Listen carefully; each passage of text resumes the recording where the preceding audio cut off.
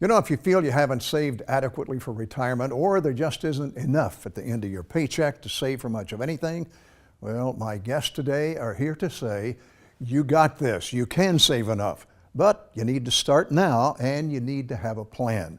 That's next on Significant Insights.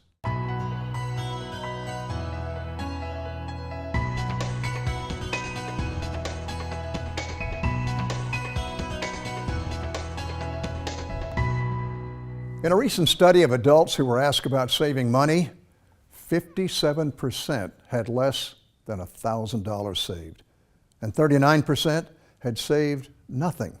Only 4% of those surveyed had savings greater than $1,000. Now, that means that many Americans are financially vulnerable should they experience a job loss or some kind of a health crisis. And what about retirement? You know, if you can't save $1,000 for unexpected expense today, how can you possibly save for what you're going to need for retirement when you'll be living on a reduced income? My guests today are passionate about helping people develop a financial plan that will carry them through their retirement years. Scott and Jill Carter have spent over 35 years as executives in the corporate world, as well as being partners in marriage. As an attorney, Jill has worked in crisis management, and Scott has led many successful businesses. Currently, he is the CEO of PM Capital, a premier precious metals company. Scott and Jill are the authors of a book, You Got This, Your $1 Million Path to Financial Freedom.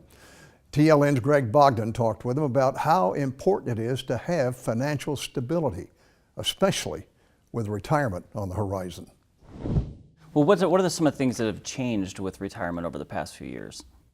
Well, a lot. I mean, our parents and our grandparents had a very different path to retirement. I mean, they maybe worked for one company, maybe two, and they stayed with that company forever. They had a full pension when they retired, so they didn't just get the gold watch and walk out the door. They actually had a pension. And now, less than 20% of the Fortune 500 companies have pensions. Now we all pay into 401ks, maybe get a matching contribution, but we don't retire with a full pension anymore. So it has dramatically changed. Well, and not only that is the average life expectancy is dramatically changed. So not only do you not have That's the safety good net. news. We're all living longer. News, but the previous generation, not only did they have the safety net of a pension, a company pension, and a rich Social Security, and they probably paid for their home because they weren't as mobile of a society as we are today. You know, the downside is they didn't live long. The mortality tables were 68 to 70 years old. So you really didn't worry about running out of money one time. Right. Today, not only have we lost those safety net financial mechanisms, but we're living to 86 to 90 years old. So we've got a solid 20 to 25 years in retirement where we're not working. We need to have a lot of money saved so that we can enjoy the financial freedom that we want in our retirement. They also didn't supersize everything.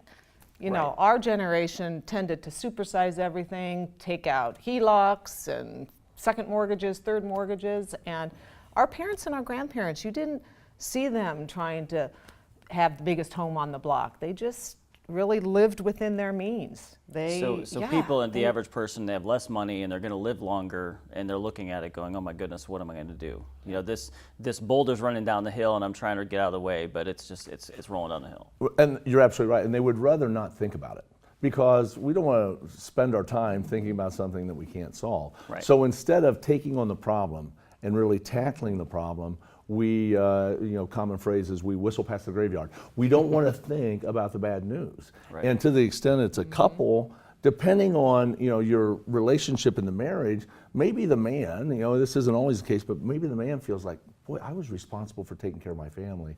We don't have enough money here. I don't want to talk about this. I'm concerned.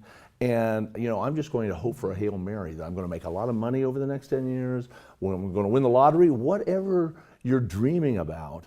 And it's typically not the right strategy to prepare for your retirement. You know? So many people say, I'm just going to work till I die, or I hope I drop dead of a heart attack. I mean, it's sad. They just don't know what to do, which is why we got involved in writing the book and why Scott speaks all over the country on helping people prepare for retirement. You know, one of the things I like is that you guys are doing this together. You know, I know as a man, when we start to go through financial struggles as a married couple, my wife and I look at it very different. You know, I feel guilt.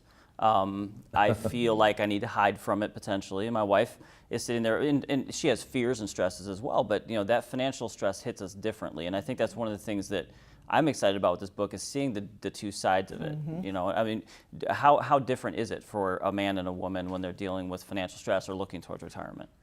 Well, I'll start. I mean, I think you're absolutely right that a man looks at it and feels responsible and feels like they've let the family down. Yeah. And they take on that responsibility. And you know, men, if men are like I am, we tend to swallow everything and not want to really open up and talk about the things that are bothering us. We would rather solve them on the inside and then come and talk to our wife or our spouse with a solution, not about the problem. And in this case, you have to talk about the problem because the couple is really strong. You know, a long-term marriage, when you have a couple that in a healthy marriage that is focused, they're a powerful entity to solve problems. Two solid minds committed to the same thing. And so my encouragement to people would be is open up, talk about it. You both have the same goal. Yeah. And you're both on the same team. You're on the same Right. team. And so why not work together on and it? get past the initial accusational piece, if there is any, and say, okay, how are we going to solve this problem? You know, there's a lot of things in a marriage that you can divide up, but I've never felt like the financial health of your relationship, your marriage, your family is something that you can divide. You have to both understand it because it's hard to do a budget if you're not doing it together. Yeah. It's hard to, I call it financial infidelity. There are a lot of people out there that they don't understand how you just squirrel away a little money, or you can, have a secret credit card, or, those things add up. And so we talk a lot about the fact that being transparent and honest in every aspect of your marriage, including your finances, is critical. It's just part of a solid relationship and a solid marriage. Yeah. And depending on how you've been raised in your own experiences in life, you can have a different emotional reaction. I didn't grow up with much money at all, so I obsess about making sure that we're prepared as a family, because not that it was a bad upbringing, but I just saw my parents struggle, and whereas Jill doesn't worry nearly as much about the future. Yeah. Financially. But I'm a as I planner, do. so I like to plan. So if I know all the facts, then you can deal with it. But when Yeah. you don't know the facts, that's when it can get scary. And so I really encourage women all over the country when we talk to people to just make sure they're a financial partner, that they're financially literate, that they understand what's going on, and that they use it as a way to grow closer to their spouse, not necessarily to be at odds. Because the number one reason people fight is over finances. So if you can get a hold of it early in your marriage or at any point in your marriage, it just is one less thing that you have conflict about. Working on a financial plan together is really great advice. More about spending, saving, and reaching your retirement goals after the break. I mean, as savers, we've got to say, just pause for a second and say, do I really need this? Why don't I put this money away and save it for something else?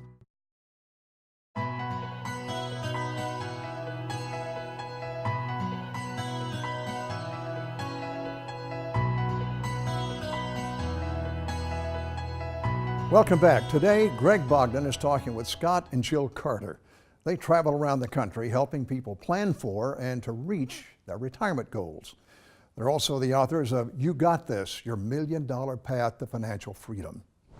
The fact is that it's hard to save money today. Yeah. If you look at our standard of living, we're trying to live on the same incomes essentially as what we had in 1970. But the expenses are up significantly more than they were in 1970. Yeah. So basically, to keep a reasonable standard of living, what you see is really culturally what's happened. We have HELOC loans, home equity lines of credits. We have credit card debt that's through the roof. We have two earning spouses to try to make ends meet, all not because I don't believe this generation is just more, spending than previous generations. It's the Oh, cost we of like to spend. Well, we do like to spend. Keep up with the we're- and look, Joneses. I like to Yeah. spend. in marketing, we're encouraged to spend. We're a spending society. Yeah.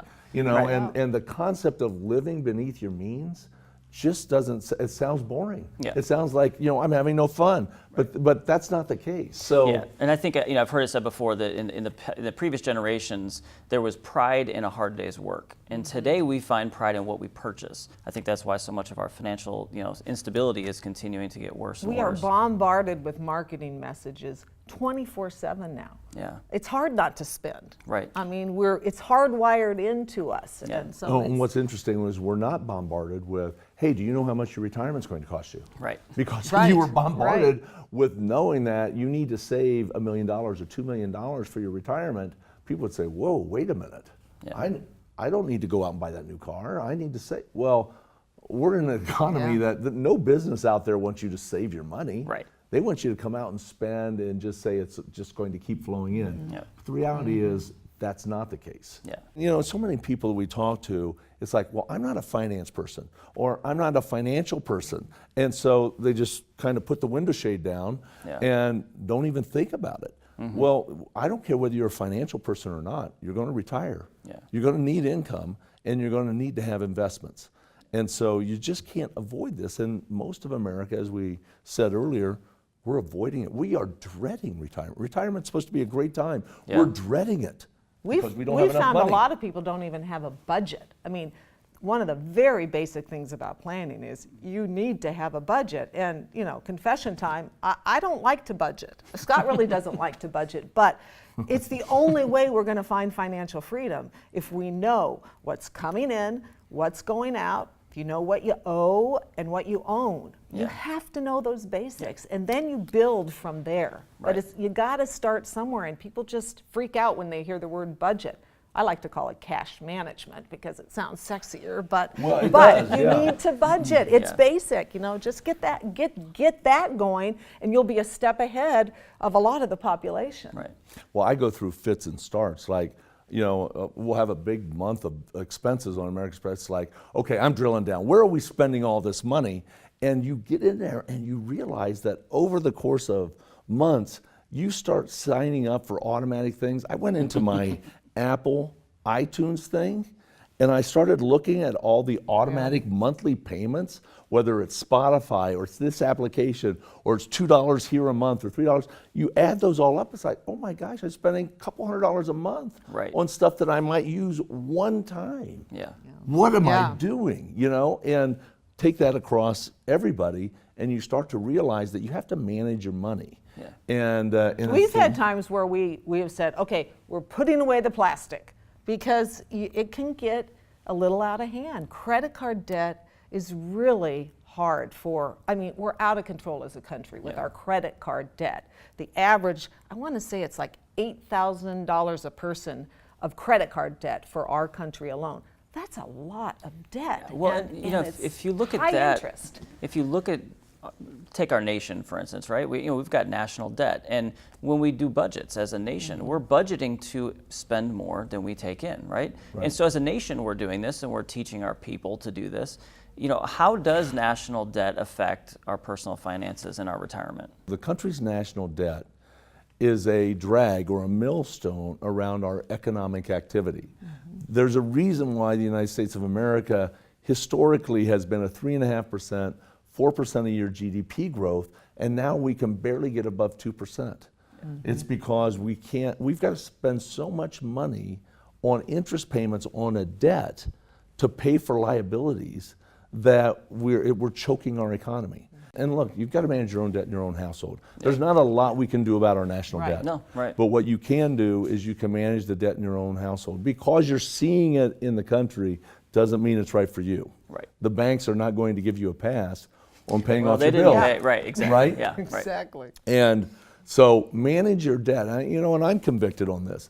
I can't remember a time when I've walked into a store and I've seen something that I've liked, and I said, you know what, I'm not going to buy that because I don't need it. Yeah. I mean, we are conditioned to say, I need hey, that, that's right. interesting. Because we never pay for it in cash anymore. No, That's you know, why yeah. it's important to pay sometimes in Yeah. cash, because you think, Right. oh my gosh. Right, I that's want those orange $45. socks or Yeah, whatever yeah, it is. Yeah, Right. Then It's pull such it out of your wallet. It's Where- an impulse buy. Yeah. And we've got to, as savers, there isn't a merchant on the planet that will agree with me on this. They want us to spend, but I mean, as savers, we've got to say, just pause for a second and say, do I really need this? Right. Why don't I put this money away and save it for something else? I mean, I don't do that very often. No. We really encourage everyone, particularly our own children, hey, pay yourself first, which what we mean by that is save your money first. Before you spend it on anything, put it away. Pay yourself some money first, because of the power of compound interest that you're going to get down the line. Yeah. You're going to be so much better off than the majority of the population. You know, there was a study done, and over half of baby boomers are more fearful of running out of money in retirement than they are of death itself. That's a lot of fear. That is a lot of That's a sad statement, really. It is. Yeah. When you really think about it. I mean, retirement is supposed to be those years where you have worked hard your entire life. You've raised a family, you spent 35 years in a career, whatever it is, and now you're getting toward the second half or the last quarter of the game. And instead of saying, this is going to be I'm going to finish well, you're saying, I don't want this to happen because I'm afraid I'm going to be a burden on my kids financially, or I'm afraid my lifestyle is going to be a lot less than I enjoy. You don't have to put yourself in that fearful emotional state. All you have to do is plan a little bit earlier, and in a small way. That's what Jill and I are trying to do with the book. To encourage people, to get them out of their financial rut now so that they don't have that fear. But it's not like you need to be a multimillionaire or make multiple millions to save. You can save $1 million, but you don't have to make $1 million. Yeah, we always like to say you don't have to be a millionaire to make $1 million. That's right. Yeah, that's true. And that's what we try to help people to understand, is that let's face the music here. Yeah. Let's say we're going to retire. Let's say that we need money to retire. It's not going to be covered by Social Security, and let's put a plan in place. And if we do it as a couple, if we lay out and say, you know what, how are we going to solve this? You'll be amazed at how much you can accomplish. That's good. You can get Scott and Jill's new book, You Got This, Your $1 Million Path to Financial Freedom, by going to yougotThisNow.com. Final thoughts on handling regret in your life right after this. God wants to use your regrets, your greatest regrets, for great good.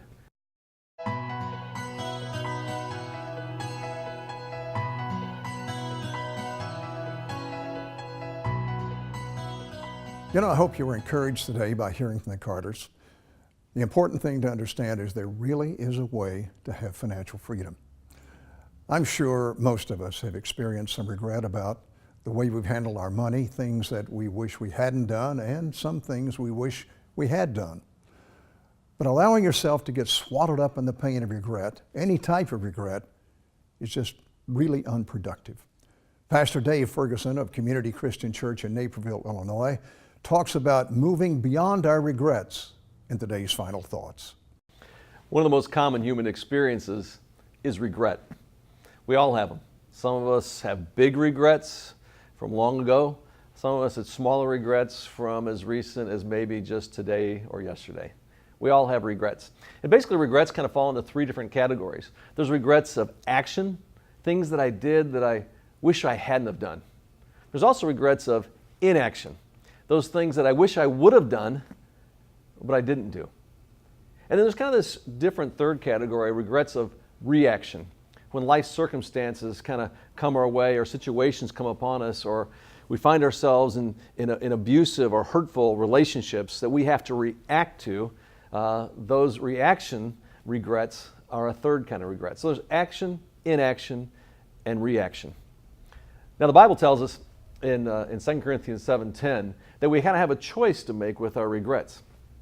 Either we can kind of allow them to wander off into what's called worldly sorrow, where we get stuck in this kind of sorry cycle of spinning around and around, stuck in our regrets, or we can move towards godly sorrow. Worldly sorrow, it says, leads to death. Godly sorrow, with our regrets, says it leads actually to no regrets, so we get out of the regret cycle, but also to salvation. I got a text earlier this week from a friend of mine, Greg, who's getting ready to start a recovery house for people who are struggling with the regret of alcohol addiction and trying to get out of it. Well, if I tell you the background of his story, he was someone who had a lot of regrets. He was in recovery himself. And being in recovery, he was doing well, had met a young lady who was his fiance, beautiful lady. They were going to be married.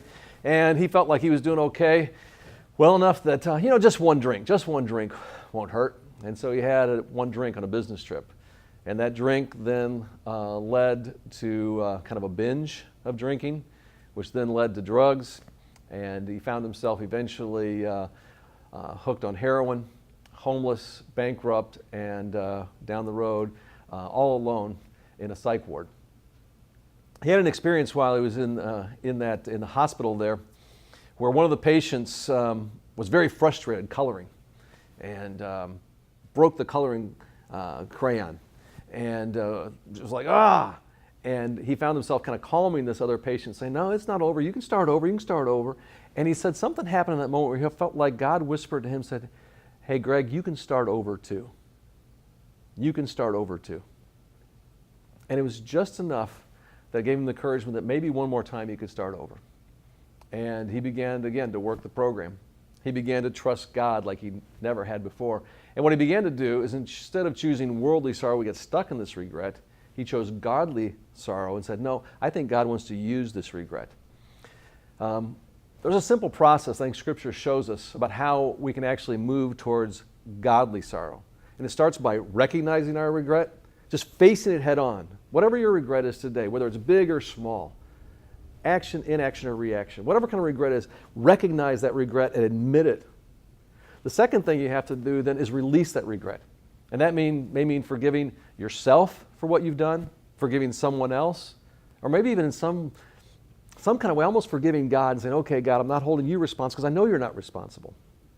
But after you recognize and you release it, and those are two things you do, then the third thing you do is not really so much you do, but you let God do, and that is you allow Him to redeem your regret. In the same way that Greg started this recovery house, God wants to use your regrets, your greatest regrets, for great good. And what you do is you have a choice today. Are you going to allow your regrets to spin towards worldly sorrow and death, or godly sorrow, which no more regrets and salvation?